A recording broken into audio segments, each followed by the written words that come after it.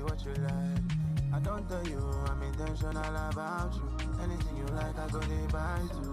If you see what you like, if you see what you like.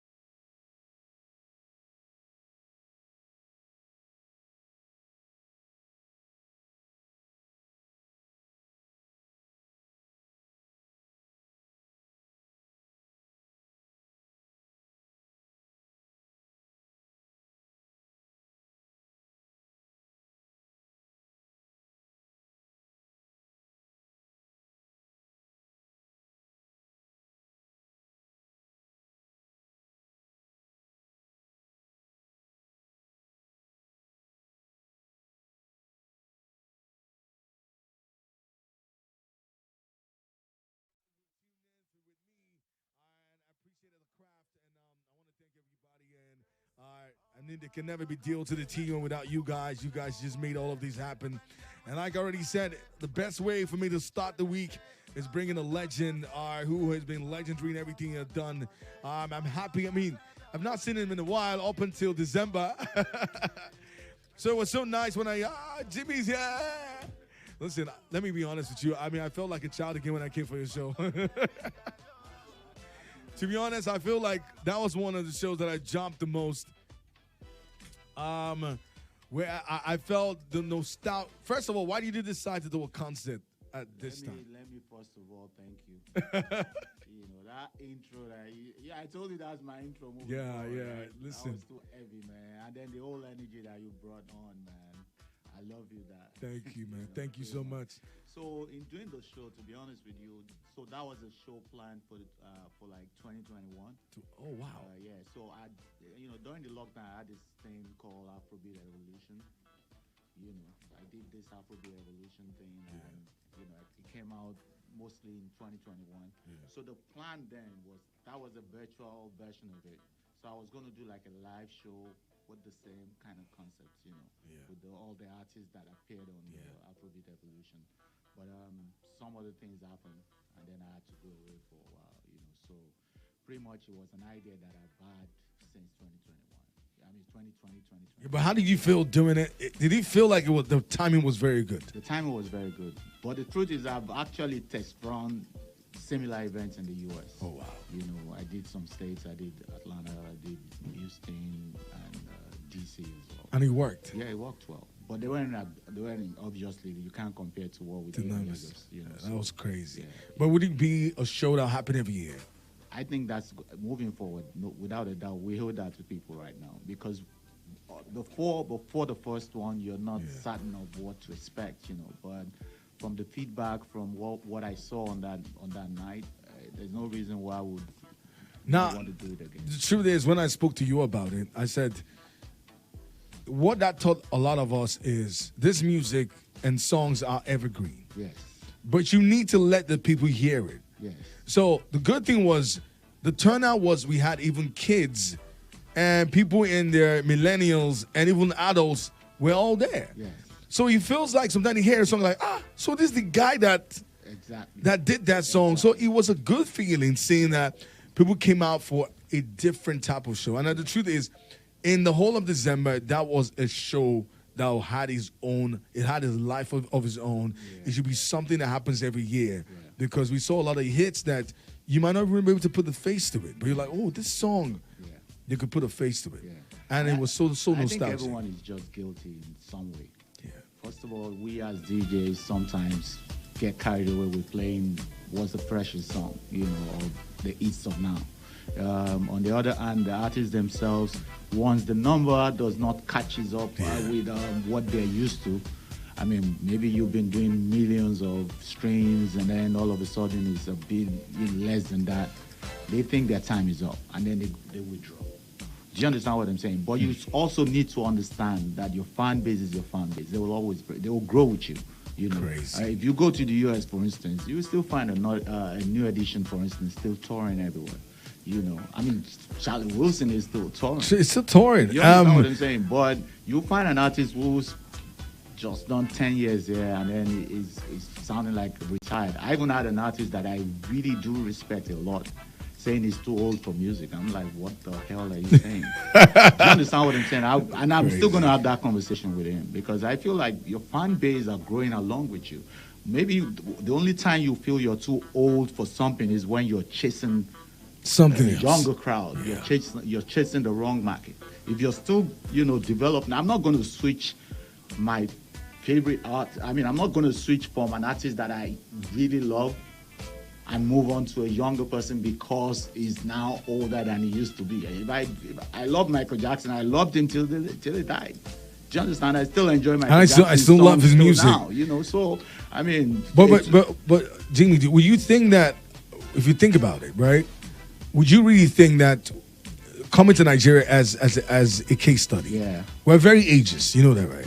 It's ageism. I mean, it affects me a lot. Yeah. A lot of times, some gigs that you're penciled for, somebody tells you, they were saying they need a younger DJ. I'm like, is it that you need a younger DJ or you need a better DJ or I can't deliver on that job? You understand what I'm saying? If you tell me, this event, I think this DJ would do better than you, then I understand. That makes sense. If you're telling me, we need a younger, there's ageism everywhere. But I mean, sometimes you also have to fight that. Yeah. And I think that was I'll be very straight up with this. That was when there was a comment I made when I saw a video of Kelly Handsome and Blackface, because I also realized that sometimes you like the analysis you gave now, you have to grow with your fan base.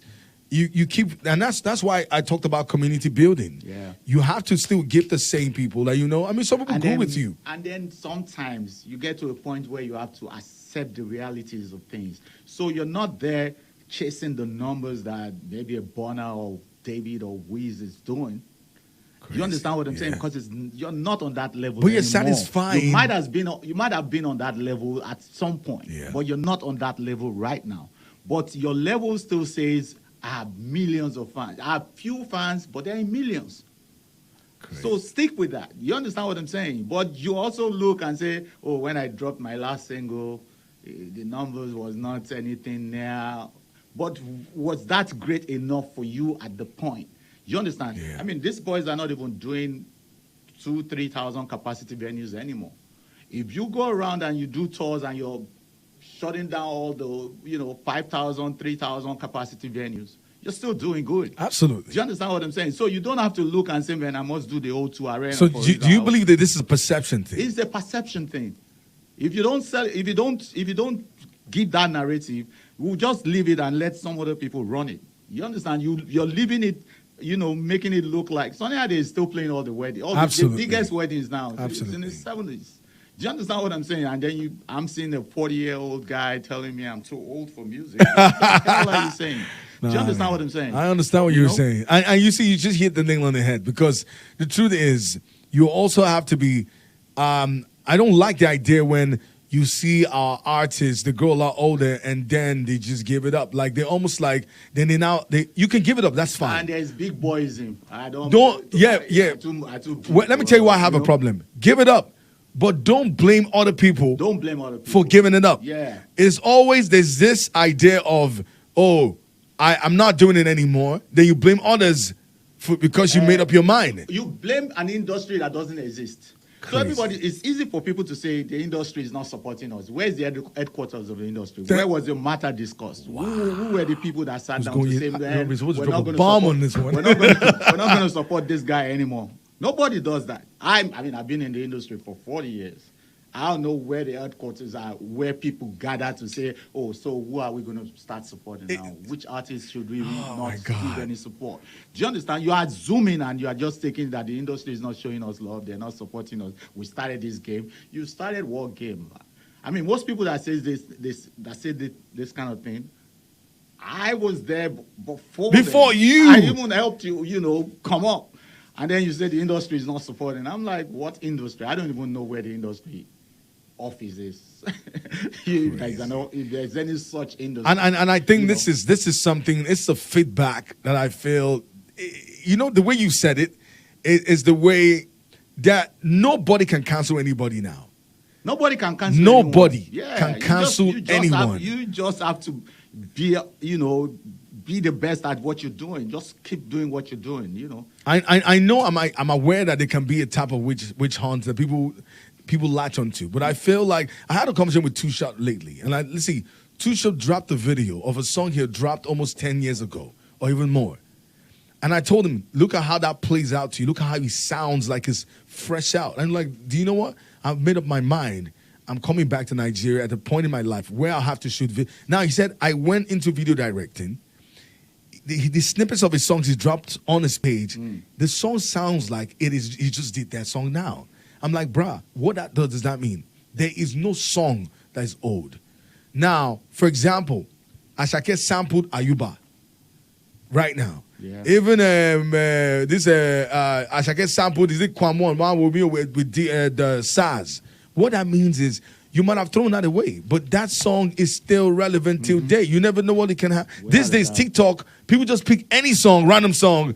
That means, I think I heard this song, and these songs are like 20 years old, 15 years old, and you never know. Yeah. So I like your narrative and the angle you've expressed this, because the truth is, it's an industry that, yes, you can have its ups and downs, but that should not be a reason. Give it up if you want to give it up. If you started something different, that's fine. Stop blaming other people. Stop blaming other people. I think that's the part I don't like. You see, the first thing is, and the first thing I always say is, there was a time you blew up. There was a time all these guys played you. Yes. What happened to those times? So suddenly maybe it's not popping like it used to, then you blame somebody else Yeah. for you not growing. That's crazy. Because the truth is, this industry is big enough for everybody. It's big If I enough cannot for everyone. conquer 10,000, I'll conquer 1,000. You know, another thing is I always take the negative energy and use it to push myself. So when I get to places and they say, "Oh, you were actually penciled for that event," but they said you know, they use ageism, you know. Crazy. And then I look, I say, "I'm going to do something," and then hopefully they will see and then change their mind, you know. So, I mean, every time I come up with something, I do something, but I do it on a different level. Do you understand what I'm saying? I love that. And what you did, December was crazy. We need to do that every year. Like, you know, I saw a lady there who said, "Oh, I've heard of Blackie. My parents told me about him. I've heard the song, but I've never seen him in person." Yeah. Now, what that did for a lot of people there was, I think it was a show that just opened our minds to think, Star Plus are still killing it till now. Till now. They parted ways. Yeah. I'm sure they just talked to themselves and said, "Bro, this thing is evergreen." Those guys, you know how many shows they locked during December? It was crazy. Yeah. So, I mean, the truth is, it would be nice for us to do it every year. As a matter of fact, that show should be done twice a year. I'm sure. I know how it is these days. At, you know, maybe, you know, some UK, Nigeria type thing. That would be nice. So you can have at least 2 in a year. Because in the UK, we have likes of the JJCs, the AY.com. Yeah. In the US, you'll be amazed at who is in different states in the US. So We have YQ. I mean, the last, 2 years ago, I had one with Olu Maintain. Wow. A few other, Ajasa, Dr. Seed as well. Wow. You know, I had, last year, I think I had Kelly Hanson. Wow. I had, who else? I'm trying to remember. Quite a number of them. And I know all them side one and all of them are. And you know the funny thing, these guys will perform, and you'll be shocked. Yeah. And I'm sure they were The also energy they free. bring on stage is even, you know, because everybody's chill now. Everybody's like lay back. Those guys are you know, it's like you going to watch maybe, or, you know, hip hop at 50, for instance. That's what you check. Yeah. You look at who are the guys, you know, that had the best shows. LL Cool J, Snoop Dogg. you know, Snoop Dogg, you know, and all these guys dropped an album last year. Snoop dropped an album with Dr. Dre. Buster dropped an album. These guys are in their 50s. They still, you know, but they know their market is not going to be as large as Kendrick Lamar or Drake. Or whoever. And they're You still understand what I'm servicing saying? that. But they're still servicing, you know, I'm a big fan of, I would buy a Snoop album any day. I would buy a Buster album any day. I mean, that's, you know, that's crazy. You know, and the people that grew up on you, there's still a lot of them, you know. So I pretty much use my own household as an example, as a case study. So every December, my kids have places to go. They always have like a lineup of events. Yeah. You know. I, maybe because I'm a guy, I fit into everywhere, so I go a lot of places. Yeah. My wife doesn't really have places to go, but she likes to party. So each time, you know, there's a party for age bracket. The party does not end. I mean, even when I DJ for ladies who are having their 45th, 50th birthday, they don't go home on time. Yeah. Because they don't even know when they're gonna get another one of that. They So let loose. They start from 8 p.m. to dance. 7, I'm like, DJ, I need to go home. They say, no. You know, you understand what I'm saying? I get so it, you I know get these it. people. A 50-year-old of now is not the same 50 of 20 years ago. They're young. They're still energetic. Yeah. They want to party. They want to have fun. You know, so you should have events targeted at such people. True. You know, so yeah.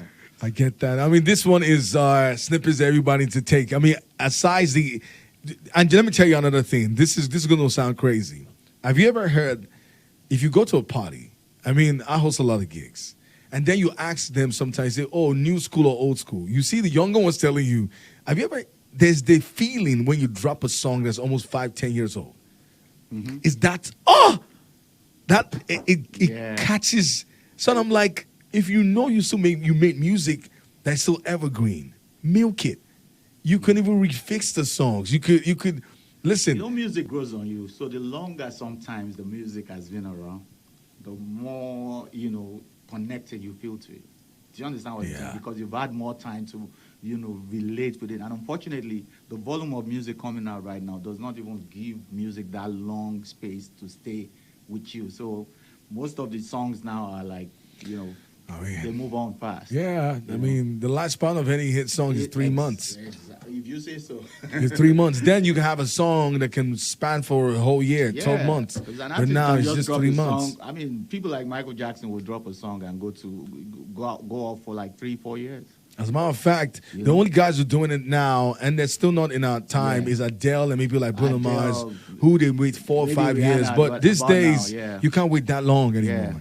It's crazy. No, you can, but I mean, everybody just, I need to drop an album. I need to drop an album like every 8 months. We need to go on a break.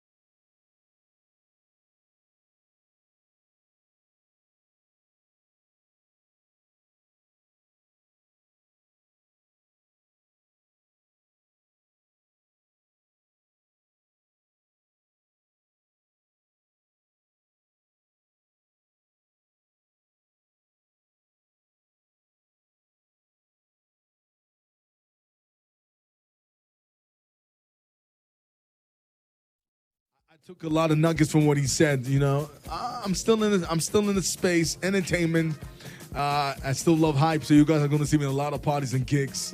That's good news for us. Yeah. So that's not going away. Yeah. And for radio, I mean, I have a lot of young stars that have grown in the business. They're going to hold it down. Yeah. And I mean, that's the same way you raise a lot of people as well. The truth is, like I said it on the day when I came on your show, I feel you deserve way better than but like I said, a lot of things I'm learning from you. You need to reduce your expectations. It's an industry that you've built, and you just have to grow with it, regardless of however, and you have to understand when to transition. Because to be honest, I think that's a big problem for a lot of acts who they don't know how to say, oh, this time, let me move on to how do I grow with this time? How do I change and switch up my music? And you've made a lot of timeless music. And this question might seem a bit tricky, right? Which song would you say you've made as an artist and DJ that you feel like that's one of the best songs you've ever done? Okay, so first of all, you're asking me a question that sounds like, oh, as a father and you have many kids. Which one you favorite? That's why I say it's a tricky question. But the truth is, I'm going to answer it. Okay. My favorite song, in terms of the whole process of making the song, would be Style It Till Tomorrow.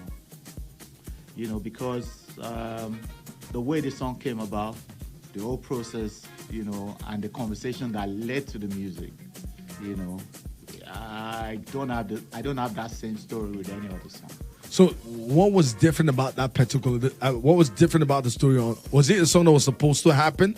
Now, first of all, you went into a It was almost like you put different people that you probably never have been in the same room together. So, how did that happen? So let me tell you the full story. I'd done an album, The Definition. It was ready to go out. Yeah. But I told myself, because I mean, maybe a lot of people might not know my story with Two-Face. Two-Face, beyond entertainment, beyond music, is probably one of the closest people to me, you know. So I'd finished the whole album. I didn't have anything from Two-Face on it. So I told him, I'm not going to drop this album if I don't have you on this album. And it was, I mean, that was Two-Face at the peak at that time. It was really hard getting him. So I said, you know, one day I just called him and he said it was somewhere at Kenny's studio in Ajao Estate.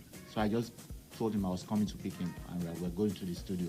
No idea what we're going to do. In my head, I'm like, we're not even trying to make music, but maybe if it's a skit, an intro to the album, I just want your voice on this project. Because people are going to ask me questions. If you say this is your guy, how come you have 50-something artists? And it's none of them. Yeah. So I picked him and two other guys from Ajao Estate, and we went straight to Veritas Studio. Used to be in the hour somewhere. And I booked the studio session. Then you have to book studios. It's not like now where we all have studios at home. So I booked an 8-hour studio session. And we got in there. We just, you know, just gisting. You know, I bought drinks. Everyone was just gisting. It was less than an hour to my 8 hours session expiring. I'm like, guy, I'm not going out of this studio unless we get something. So if it's that voice, I mean, that skit or intro that we talked about. MC Akatoa. Then he now said, oh, come to think of it, why don't we just do a song based on all this conversation that we've been having? And we're actually talking about how everyone used to come to Obalende, come to my studio, you know, those streets, blah, blah, blah, blah, blah, blah, blah, blah, blah. Say, you know, say this Lagos, say we did so. Now I don't know. That's where it all started from. Crazy. So he just started doing this Lagos every day, so beating his chest. And then I had the producer who was around.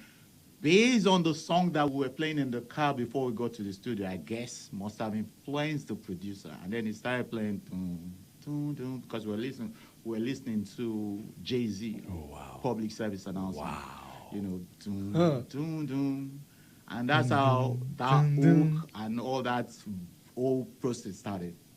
So we had a hook, verse already, we've had a conversation, let's do a song about, obviously, you know.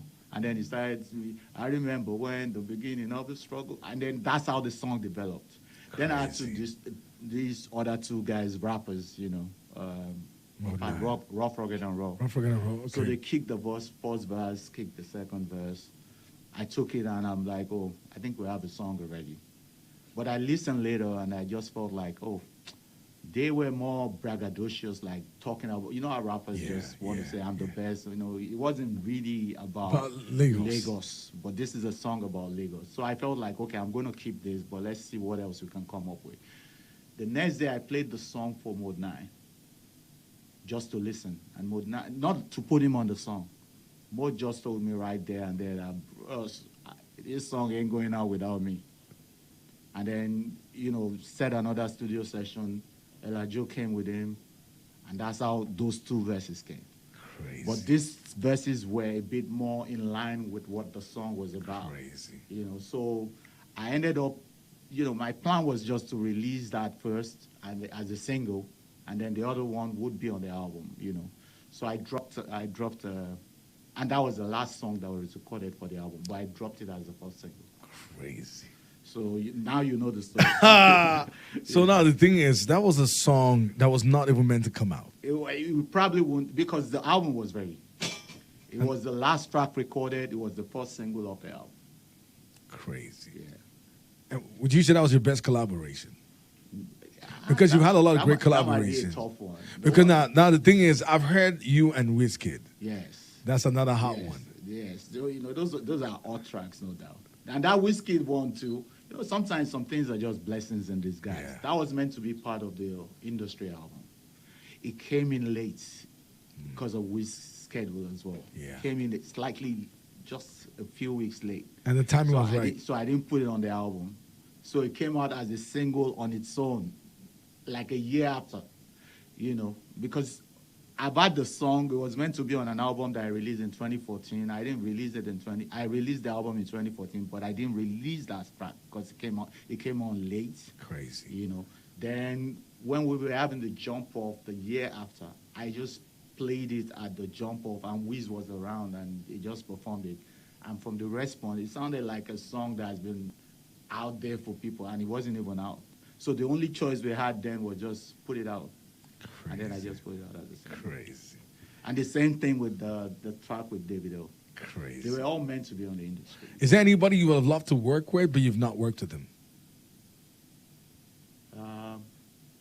Yeah, only one person. Who? Wande. Wande Cole. Every time we try to do something, something comes up. You know? Crazy. Yeah. But I mean, and that's not.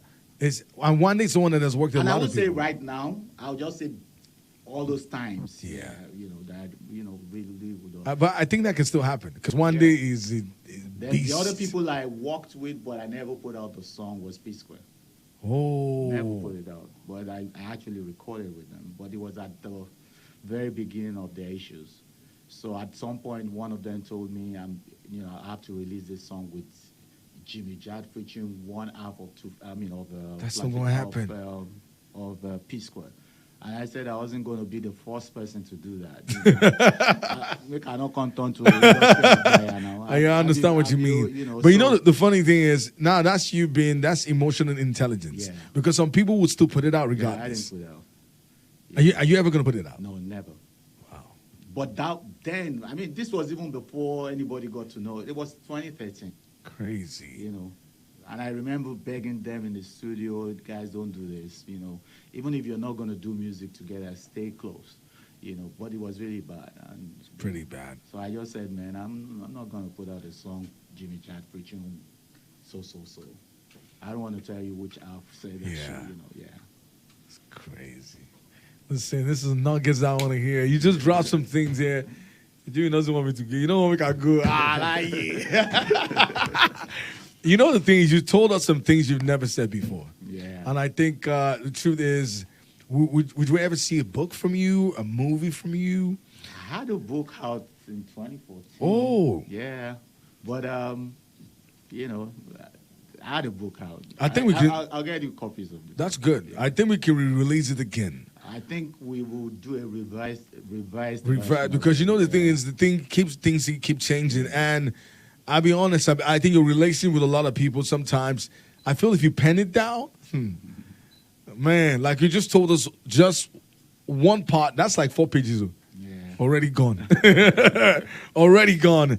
And I tell a lot of you guys are learning a lot of things, right? For everybody who's tuning in, listen, you have no idea who I have right in front of you guys. This is DJ. No, listen, I always call him Cool DJ Jimmy Jatt. He's so good, he's got 3 J's in his name. Thank you so much for coming on the show, right? Always a pleasure. There's nothing I can say. I want to say thank you for what you've done, what you're still doing for the industry. Thank you for what you've done for people like me. You opened my mind, my heart. If you didn't make those hot records, call and we have conversations that, just keep me grounded, because that's the truth. You sit with Jimmy, he will keep you grounded. You understand why you're in this business. And there's one thing I also taken from you, your humility, how you've been able to grace, because the truth is a lot of things have happened. I mean, if we all open that book, some things, the good, the bad, and the ugly, and to be honest, I appreciate it a lot, and thank you so much for everything you've done for me as a person and for the whole industry, and you're still doing it. Listen, you guys, you need to, when you go to the States, you need to go for a Jimmy party. I heard a lot of people hit me up and say, man, you need to go for a Jimmy's party, but I think we're going to see you more often in Nigeria, right? Definitely. Yeah, Definitely. yeah. We miss you here a lot. I miss Nigeria too. So, I came for Christmas. I'm still around. Crazy. I'm still here for Valentine. Thank you so much. Right. Yeah. Back to the show. I've got Iron Fit coming up very soon. If you missed this interview, you can catch it on our YouTube page. We're streaming live right now on YouTube. It's the last 1 week with me on the radio and on 96.9 Cool FM. So you guys keep it locked. It's Mommy Good. I've got DJ Rabbit on the ones.